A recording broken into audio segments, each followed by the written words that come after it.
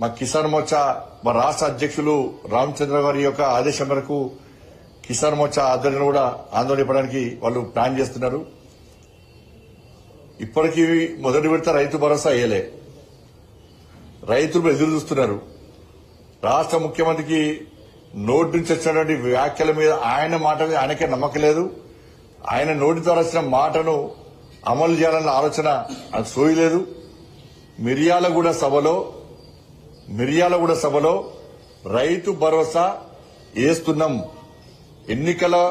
Municipal ఎన్నికల అయిన వెంటనే రైతు భరోసా వేస్తున్నామని చెప్పి రాష్ట్ర ముఖ్యమంత్రి గారు ఆయన మిమిక్రీ చేసింది కాదు.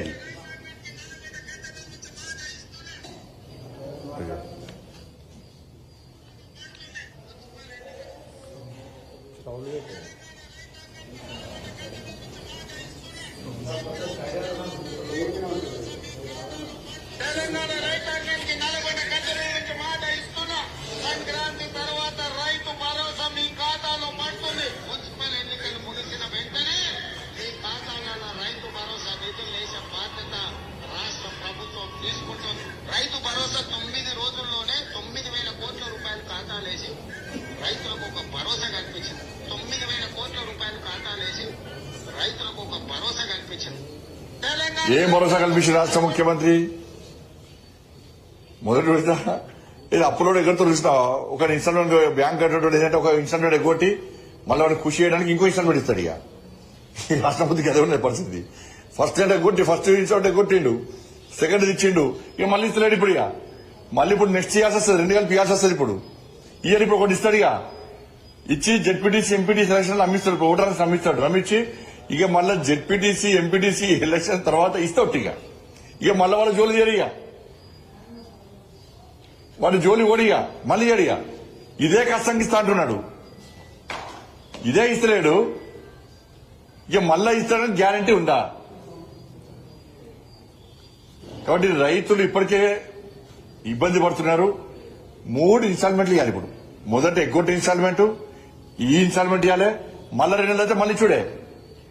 ఈ 3 కలిపి 27,000 కోట్ల రూపాయలు ఇలా బడ్జెట్ రిలీజ్ చేయాలి రాష్ట్ర ముఖ్యమంత్రి.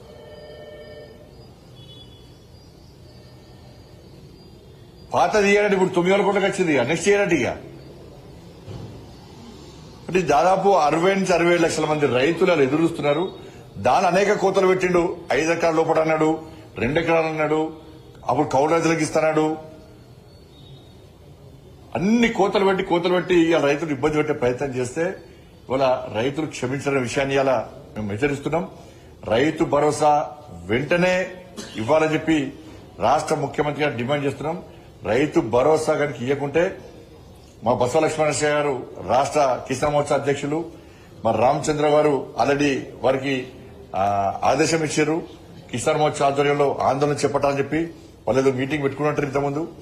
కాబట్టి ఎట్టి బస్సులో ఈ రాష్ట్ర ప్రభుత్వం మెడలు వంచుడే. రైతు భరోసా రైతుల ఖాతాలో వేసే వరకు కూడా వదిలిపెట్టే ప్రసక్తే లేదు. 3వ తారీఖు దీక్ష మీరు చెప్పండి. ఇప్పుడు ఈ రాష్ట్ర ప్రభుత్వము ఇది కూల్చివేతల ప్రభుత్వం. ఈ ప్రభుత్వాన్ని